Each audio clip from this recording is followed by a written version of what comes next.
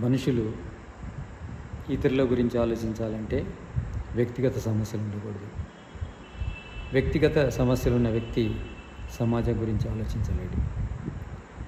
వ్యక్తిగత సమస్యలను దూరం చేసే వ్యవస్థ ఉండాలి.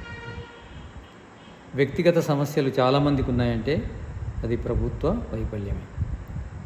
కనుక వ్యక్తిగత సమస్యలు లేకుండా, అంటే కనీస అవసరాలు తీరే స్థితి ఉండాలి ప్రజలందరికీ. కనీస అవసరాలు తీరిన తర్వాత మనుషులు ఇతరుల గురించి ఆలోచిస్తారు.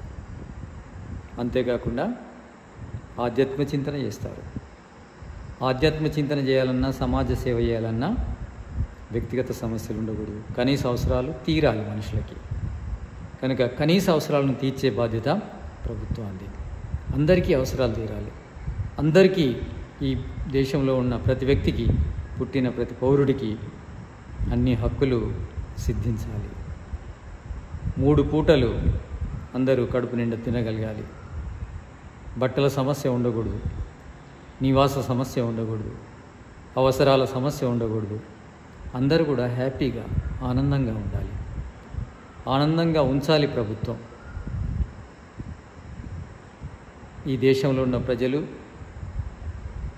తన ఆధ్యాత్మిక చింతన కోసం సమయం ఇచ్చే విధంగా ఉండాలి.